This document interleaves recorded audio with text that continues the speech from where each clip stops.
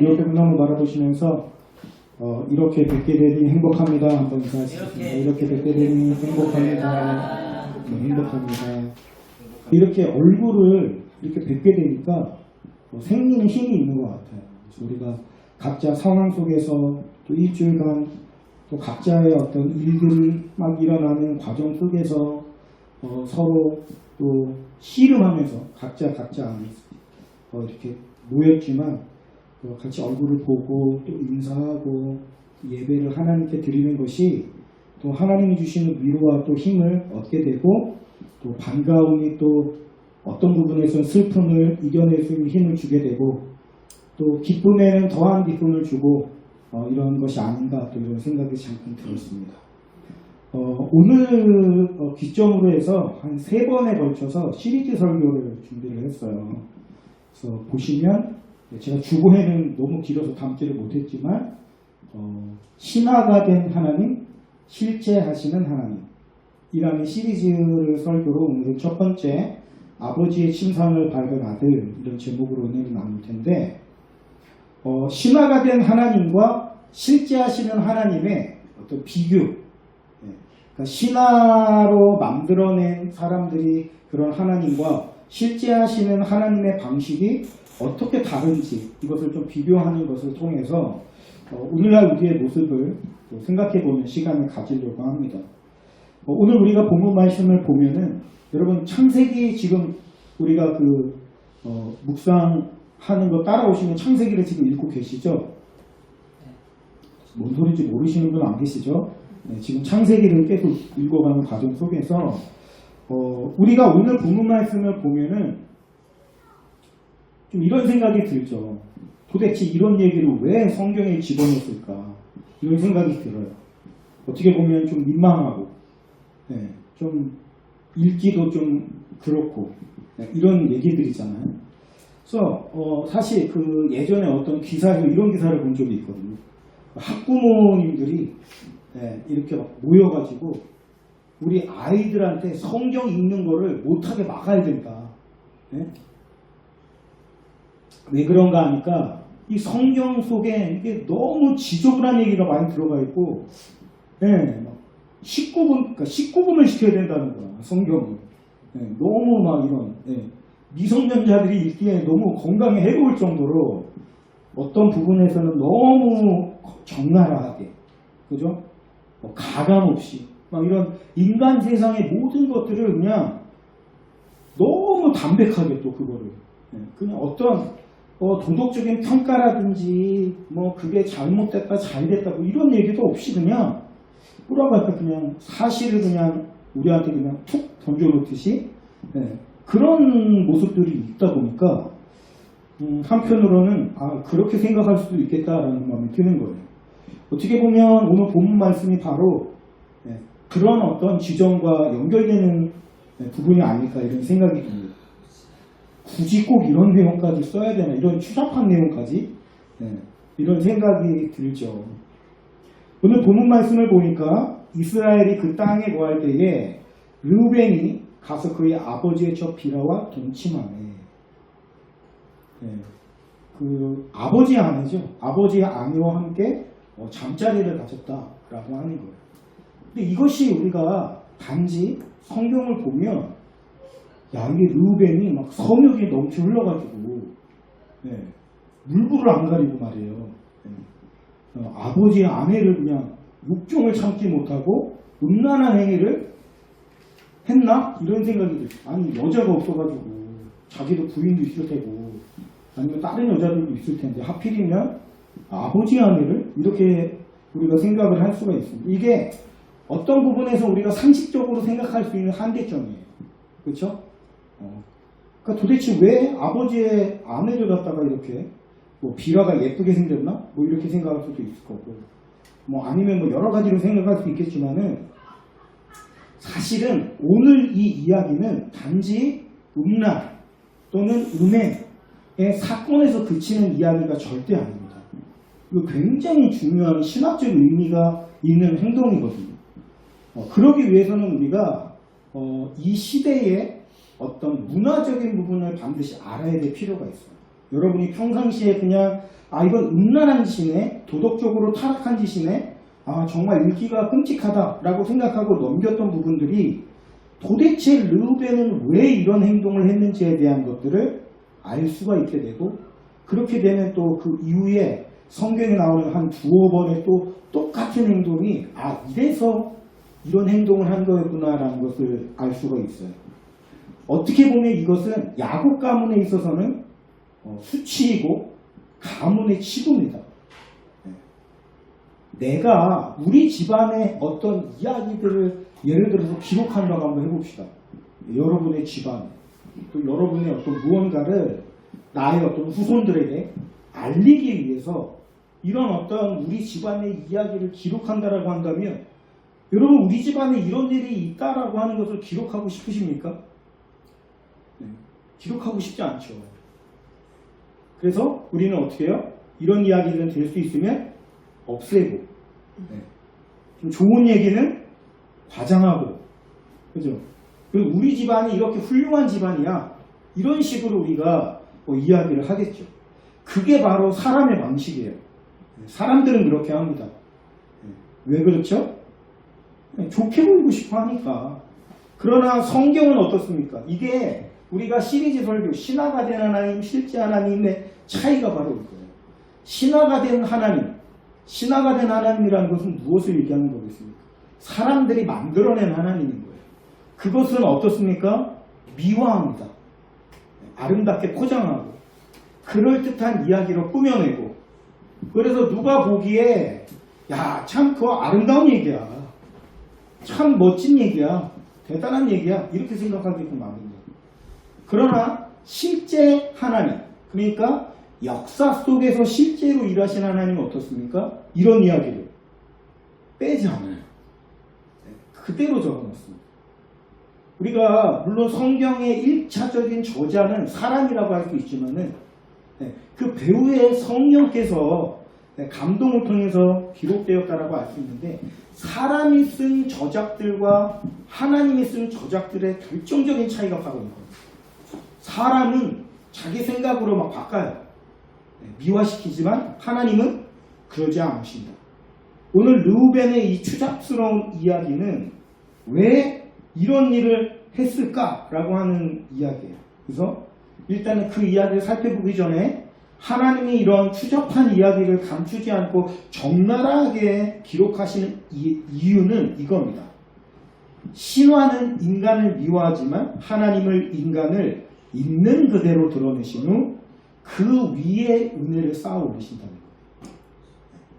너의 안에 그런 더러운 모습이 있으면 나는 너와 같이 일하지 않아, 이런 게 아니라 그런 추잡하고 더러운 이야기를 가지고 있는 사람 위에 은혜를 부어주셔서 그런 사람을 통해서 역사를, 하나님의 일들을 이루어 가신다라는 겁니다.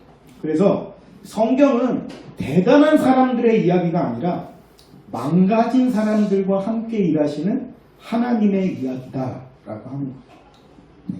그래서 이런 틀을 가지고 우리가 성경을 읽어야만 하나님께서 이렇게 우리의 연약한 모습을 그대로 드러내시는 이유가 나를 그걸 가지고 해코지하고 약점 잡아가지고 넌 이 모양 이 꼴이잖아, 이렇게 하기 위해서가 아니라, 너 안에 그런 추잡하고 더러운 것이 있다 할지라도 하나님이 함께 하시고 그 은혜로서 너를 사용하시는 하나님이다 라는 걸 보여주기 위함이라는 거예요.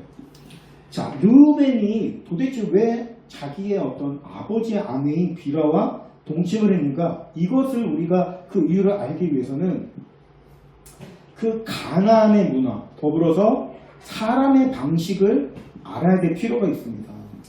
여러분, 여기서 가장 중요한 게 뭐냐면, 우리가 계속 살펴봤지만 장자권을 통해서 하나님께서 일하시는 것이라는 거예요. 장자권. 그래서 장자권의 집안이 누굽니까? 홍수 이후에는 셈과 함과 야벳 중에서 셈이 장자권을 이어가는 장자 가문이 됩니다. 그래서 하나님은 장자 가문인 셈의 자녀들을 통해서 성경의 이야기를 이끌어 가시죠. 자, 그래서 어떻게 보면 이 르우벤도 혈통적으로 보면은 셈의 장자권의 자녀들이죠. 그런데 이 하나님의 방식을 거부하고 싫어해가지고 하나님을 버린 자들의 이야기가 있습니다. 그게 누구냐면 바로 니므롯이에요. 니므롯은 거대한 제국을 이끌어가지고 거대한 제국을 만들었습니다. 바벨론 제국을 만들었는데 이 니므롯은 하나님이 정하신 장자 가문인 셈 쪽의 사람이 아니고 바로 함의 아들인 가나안 쪽에 내려가면 구스가 있는데 이 구스의 아들이 바로 이 니므롯이거든요. 그러니까 뭐냐면 하나님의 방식을 마음에 들어 하지 않는 거예요. 왜 장자랑만 일하냐? 왜 장자를 통해서만 하나님 말씀하시냐? 난 그거 싫다. 거부하는 거예요. 그래서 니므롯이 제국을 세운 것은 뭐냐면 결국엔 하나님의 통치를 거부하고 내 제국을 내 힘으로 만들 수 있다. 거대한 힘을 가지고 있거든요. 이 힘을 가지고 내가 하나님 앞에서 대적한다라는 개념이라고 얘기했죠. 하나님 앞에서 하나님의 방법을 버리고 내 것을 삼겠다. 하나님의 통치권과 하나님의 어떤 지배하시는 방식을 거절하고 그 자리를 내가 빼앗겠다라는 식으로 나가는 거예요. 그래서 하나님의 장자를 자신이 대체하는 겁니다. 그렇게 세워진 나라가 바벨론이에요. 그래서 문제는 뭐냐면 장자감을 몰아내고 자기 자신이 스스로 그런 장자의 위치를 차지한 것의 정당성이라고 하는 게 없잖아요. 여러분 항상 중요합니다만 역사 속에서 뭐 반란을 일으키든 역성이라고 하나요? 이런 어떤 반역을 행할 때 가장 중요하게 여기는 게 뭐냐면 명분이란 말이에요. 왜죠? 명분과 민심은 가장 중요한 어떻게 보면 따라와야 될 중요한 것이에요. 반역을 하는 자들에 있어서. 그렇기 때문에 명분을 만드는 게 가장 중요한 것입니다. 그래서 이 장자 가문이 아닌 이 함의 자녀인 니므롯이 하나님을 버리고 이 명분을 만들기 위해서 쓴 방법이 뭐냐면 바로 신화입니다. 신화들을 만들어내는 거예요. 그래서 그 고대 바벨론 지역으로부터 시작된 그 신화 이야기는 계속해서 그대로 연결되는데 특징을 가지고 있습니다. 이 신화는 첫 번째로 아버지인 그 원래 하나님이 있어요. 우리가 섬기는 실제 천지를 창조하신 하나님입니다. 그런데 그 하나님을 아들이 몰아내요. 이게 뭡니까? 반역이죠. 아버지를 몰아내고 그 다음에 아버지의 아내인 여신이 있거든요. 여신을 만들어내요. 그 여신과 누가 결혼을 하냐면 이 아들 신이 어머니와 결혼을 합니다. 그러니까 그 원래 하나님인 우리가 아는 그 하나님은 뒷방으로 몰아내버리고 아들신이 어머니의 그 여신과 결혼을 해서 자기가 주신이 돼서 통치를 한다. 이런 개념이 신화의 공통적인 특징입니다. 이게 바빌론 신화, 수메르 신화, 그 다음에 가나안, 그리고 더 나아가서는 이것이 나중에 헬라로 들어가고 그리스에 이르기까지 똑같은 패턴이에요. 이름만 바뀝니다. 그러니까 이게 의미하는 게 뭐겠어요? 결국에는 자신이 아버지 가문의 어떤 장자 가문을 뒤집어 엎고 자기가 그 어머니와 결혼해서 주신의 자리를 차지하는 신화를 만들어낸 것이 결국엔 니므롯 자신이 행한 일을 갖다가 이것이 바로 신의 뜻이다. 신화라고 했잖아요. 자, 신화를 보니까 아들 신이 아버지 신을 몰아내고 어머니인 여신과 결혼을 했죠. 그러니까 봐라. 이게 바로 신의 뜻이다. 그래서 나도 이렇게 한 거야. 장자 가문을 몰아내고 이렇게 한 거야. 이런 것이 바로 정당화하는 거죠. 자, 그런데 문제가 있어요. 문제는 뭐냐면 진짜 하나님의 이야기가 살아있다는 게 문제예요. 신화는 어때요? 자신의 정당성을 위해서 꾸며낸 얘기죠. 거짓말이잖아요. 그러니까 거짓말에 있어서 가장 위기가 되는 게 뭡니까? 진실이란 말이에요. 그래서 바벨론에서 니므롯이 할 수밖에 없는 일이 뭐냐면 그 진짜 이야기를 말살하는 방법밖에 없는 겁니다. 그래서 여러분 기원전 3300년에서 3500년 그때가 바로 이 니므롯이 바벨론이라는 나라를 제국을 만들었을 때인데 이상하게 그 고대 신화들 수메르 문명의 그 점토판의 쐐기 문자를 가지고 이런 게 엄청나게 많이 발견이 됐거든요. 그러니까 이게 뭐 우리가 뭐 여러분 들어보셨는지 모르겠지만 길가메시 서사라든지 그러니까 이런 신화 이야기들이 점토판에 이제 쐐기 문자로 다 이렇게 기록이 됐는데 지금 현대 시대에 와서 그 쐐기 문자를 전부 해독을 할 수 있게 됐어요. 그래가지고 다 해독을 한 겁니다. 그래서 그 바벨론의 신화가 3300년, 3500년이에요, 출처가. 그런데 우리가 가지고 있는 성경은 모세오경이 누가 쓴 거예요? 모세가 쓴 거잖아요, 모세가. 모세가 언제 사람이냐면, 기원전, 제가 설명해드렸죠, 기원전, 기원후. 기원전 1446년이 출애굽을 한 해거든요. 그러니까 모세가 모세오경을 쓴 게 BC 뭐 한 1400년 그 정도라는 말이에요.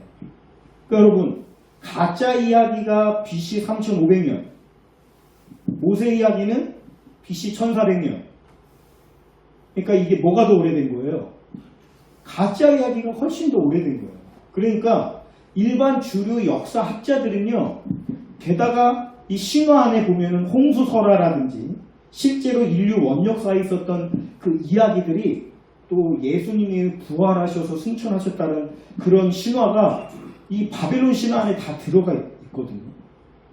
그러니까 일반 학자들은 어떻게 하냐면 모세가 아니라 이 성경이 고대 신화들을 짜집기 해가지고 베껴서 쓴 거다라고 이야기를 하는 거예요. 그래서 저는 그런 얘기를 들을 때마다 화가 치밀어 올라요. 아, 진짜 열받아 죽겠는 거예요.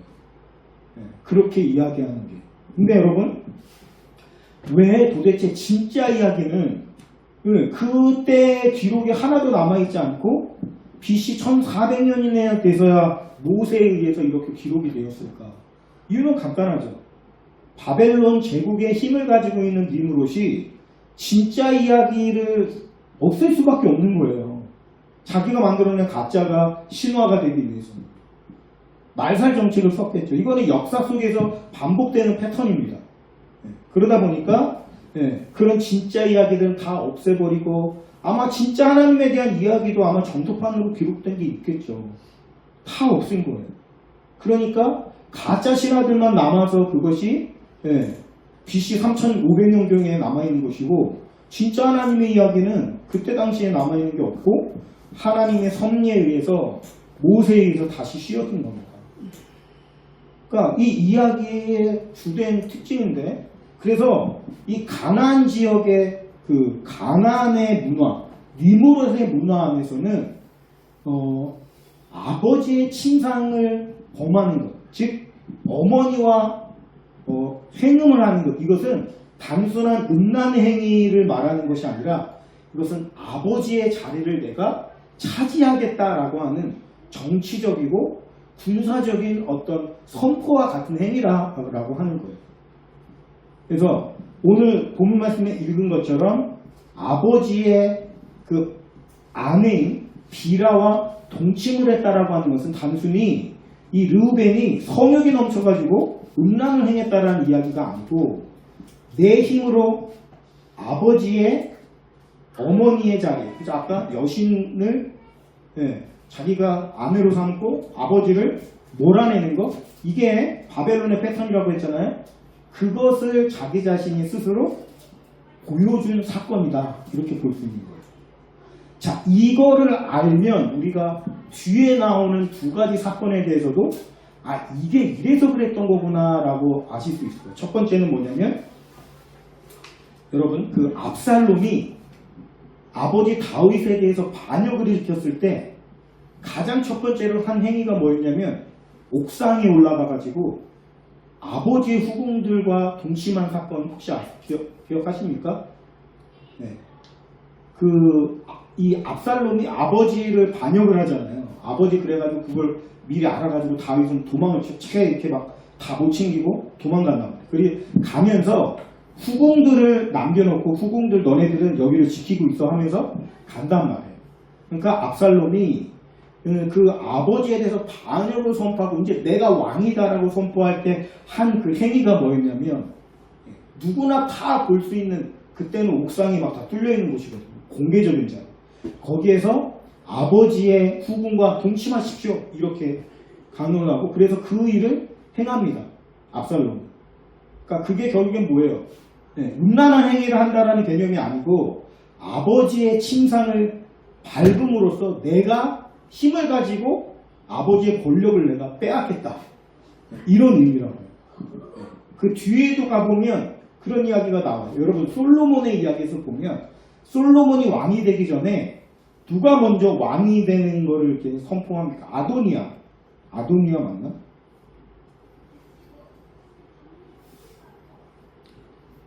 네, 아마 아도니아가 맞을 거예요. 아도니아가 먼저 왕이 된 걸 선포하죠. 그러니까 나단 선지자하고 솔로몬의 어머니인 바세바가 다윗을 찾아가가지고 이 솔로몬을 왕으로 세우는 거 맞습니까? 그러니까 다윗이 맞다고. 근데 저기서 아도니아가 먼저 왕이 됐다고 선포하는 건 어떻게 된 겁니까? 이러니까 다윗이 솔로몬을 다시 이렇게 기름 부어 세운 다음에 거기를 이렇게 행진하게 해서 솔로몬이 왕이라는 걸 선포하잖아요. 자, 그래가지고 다윗이 죽으면서 유언을 남깁니다. 그리고 이제 솔로몬이 왕이 됐어요.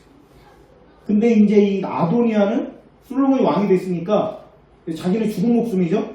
그래가지고 제단불 잡고 살려달라고 막 한단 말이에요. 그러니까 솔로몬이 그래서 살려줬어요. 살려줬습니다. 그리고 왕이 됐어요. 근데 이 아도니아가 어떤 행동을 하냐면 그 다윗이 늙은 다음에 이제 몸이 차가워지니까 따뜻해지라고 이제 데리고 온 여자가 한 명 있습니다. 아비삭이라는 여자인데 성경에 뭐라고 표현하냐면 이 여자가 굉장히 아름다웠다고 표현하고 있어요. 근데 이 아도니아가 그 바세바를 찾아가가지고 하나님의 뜻이 있어서 왕의 자리는 우리 아우한테 넘어갔지만 내가 부탁이 하나가 있습니다. 그 수냄 여자 아비삭을 나에게 아내로 삼게 해주세요. 이렇게 얘기한단 말이에요. 그러니까 바세바가 그래 그럼 내가 왕한테 가서 물어볼게. 허락을 맡을게. 그래서 찾아가요. 아들아 솔로몬아 이 어미가 너한테 부탁이 있는데 하나만 들어줄래? 그러니까 엄마 뭐 무슨 말 어머니 무슨 말입니까? 다 내가 들어주겠습니다. 그러니까 그때 가서 얘기합니다. 너의 형 아도니아를 그 아비삭과 결혼시켜주고 싶다. 그랬더니 솔로몬이 불같이 화를 내면서 아예 차라리 이 왕국을 아도니아한테 통째로 넘겨버리시 그래요. 이러면서 그때서야 이제 그 아도니아를 찾아가지고 그를 사형시켜버린단 말이에요. 우리가 이 행위의 의미를 알지 못하면 솔로몬이 왜 화를 내지? 그냥 그 수냄 여자 아비삭이 되게 아름다웠다고 하는 거 보니까 너무 예뻐가지고 반해서 결혼하고 싶었나 보지 라고 생각하고 넘어갈 수 있지만 그게 아니라 뭐예요? 이 아비삭은 누구의 여자예요? 아버지인 다윗의 여인이란 말이에요. 그러니까 이 다윗의 아내인 이 여인과 결혼하고 싶다라고 하는 것은 내가 아직까지 그 왕의 자리를 놓지 않고 내가 언제든지 날 그렇게 하고자 하는 의도가 가지고 있다라고 솔로몬은 본 거예요. 그러니까 그렇기 때문에 그것은 있을 수 없는 일이고 그렇기 때문에 사형받는 겁니다. 단순히 솔로몬이 갑자기 막 버럭 화를 낸 게 아니라 이런 정치적인 계산이 다 들어가 있는 거란 말이에요. 그래서 이 르우벤은 바로 그런 행동을 한 거예요. 근데 여러분 한번 생각해 보십시오. 르우벤은 야곱의 장자죠. 맞습니까? 그렇다라고 한다면은 이런 짓을 하지 않는다 하더라도 기다리면 당연히 장자의 장자권으로서 장자권을 이어받게 되어 있어요. 그런데 왜 그걸 기다리지 못하고 이런 방법을 썼을까? 이유는 간단합니다. 여러분, 야곱이 레아와 라헬 중에 누구를 더 사랑했죠? 라헬을 굉장히 사랑했단 말이에요. 그래서 라헬의 아들 요셉이죠. 지금은 요셉밖에 없습니다. 뭐 베냐민은 뱃속에 있죠. 지금은 이 요셉을 굉장히 편애했단 말이에요. 그거를 이 르우벤도 알고 있겠죠. 그러니까 르우벤 안에는 내가 장자이지만 아버지가 워낙에 요셉을 이뻐하니까 어쩌면 아버지가 나를 제쳐두고 이 장자권을 요셉에게 줄지도 몰라 라고 하는 불안이 숨겨져 있었겠죠. 그러니까 여러분 이런 불안, 이게 되게 중요한데 사단은 바로 이런 틈을 타고 들어온다는 거예요. 그런 불안한 마음을 갖다가 자꾸만 부추긴다라고 하는 겁니다. 가만히 기다리면 하나님이 장자를 주실 거예요. 기다리기만 하면 됩니다. 그런데 사단이 부추기는 거예요. 야, 너 지금 이러고 있을 때는 아니야. 이러고다가 너 요셉한테 장자권 뺏긴다니까. 너 그때 가서는 후회해도 늦는다. 자꾸 안 좋은 사단의 속삭임이 자꾸 막 생각을. 그러다가 안 되겠다. 이거 뭔가를 해야 돼. 그래서 한 게 뭡니까? 서모인 비라와 동침함으로써 아버지의 그 이어내려오는 장자권을 내가 차지해야 된다. 여러분, 하나님의 방식은 뭡니까? 장자를 통해서 하나님의 말씀을 대하고 하는 것인데, 이 장자권은 아버지가 축복을 해주기까지 때를 기다리는 겁니다. 그런데 르우벤은 때를 기다리지 못한 거예요. 그때까지. 뭐예요? 내가 지금 하나님의 방법은 자연스럽게 흘러가면서 때가 되면은 되게 하는 게 하나님의 방식인데, 르우벤은 그걸 못 기다리고 내 힘으로 내가 그것을 쟁취하고 빼앗겠다, 차지하겠다, 이렇게 된 겁니다. 여러분, 그래서 우리가 이 르우벤의 방식을 보면 인간의 방식을 우리가 보게 됩니다. 신화의 방식을 보게 됩니다. 인간들이 그랬던 거죠. 하나님의 때를 기다리지 못하고 어떻게든 자기 자신의 힘을 가지고 무언가를 이루려고 하는 태도, 이것이 한결같이 인간의 방식이고, 즉 가나안의 방식이에요. 여러분, 르우벤은 분명히 셈족이었고 장자족이었고 실제로도 장자였어요. 그런데 그가 택한 방식은 보면 하나님의 백성의 방법이 아니고 가나안의 방식이고 니므롯의 방식이었습니다. 이게 참 아이러니하죠.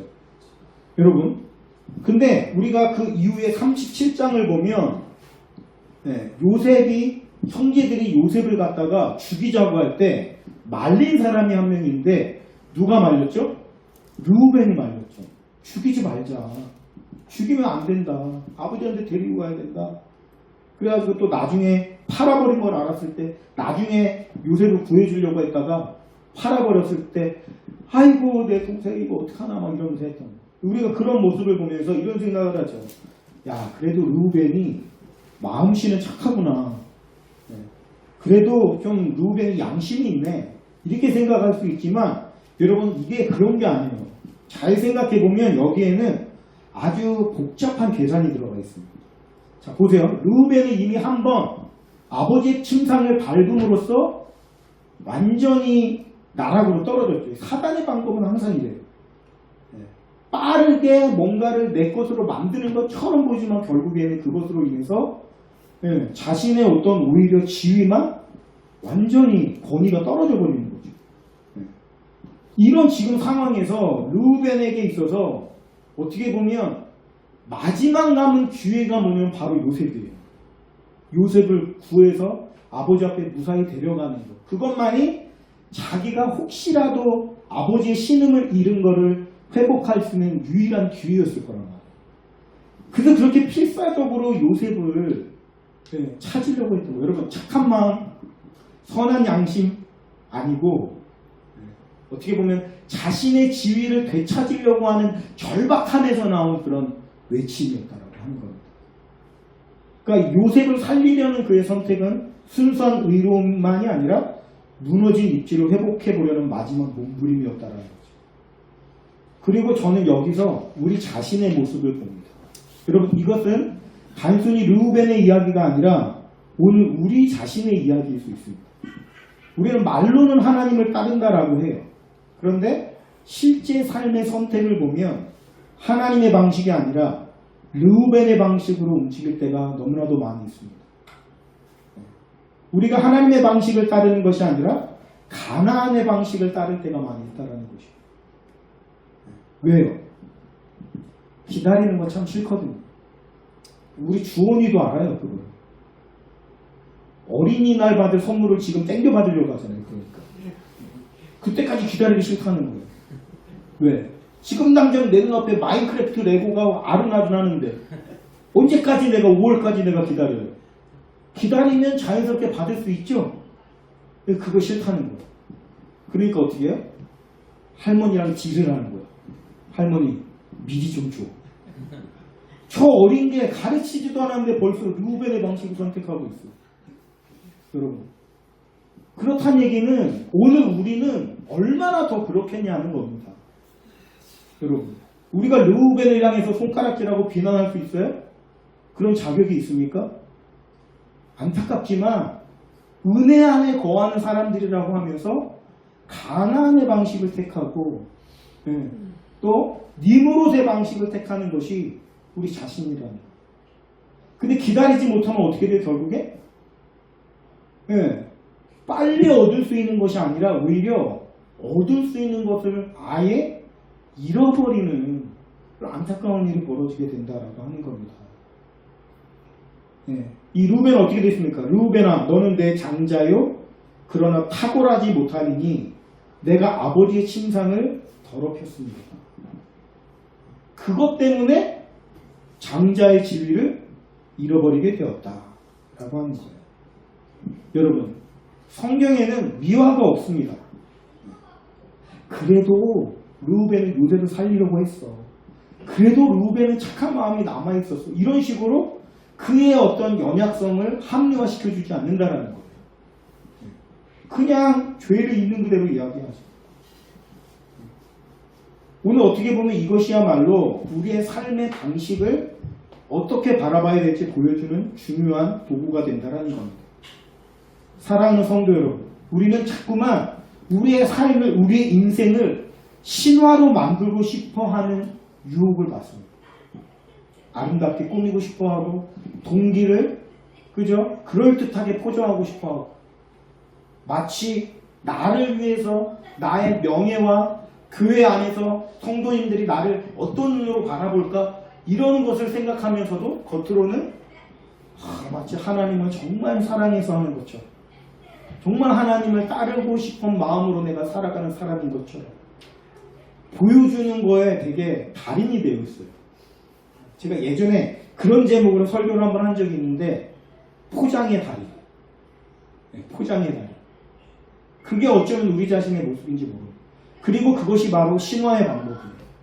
포장하고 꾸미고 이쁘게 만들어서 이게 바로 신의 뜻이야. 이게 바로 하나님의 뜻이야. 그러나 그 하나님은 실제 하시는 하나님이 아니라 우리가 만들어낸 우리의 추악하고 연약한 모습을 그럴듯하게 감춰주는 그런 만들어낸 신화 속의 하나님이라는 거예요. 그것이 바로 오늘 우리에게 질문하고 던지고 있다는 거예요. 오늘 읽은 본문 말씀은 우리에게 질문을 던집니다. 그렇다면 너는 정말 하나님의 방식을 따르고 있니?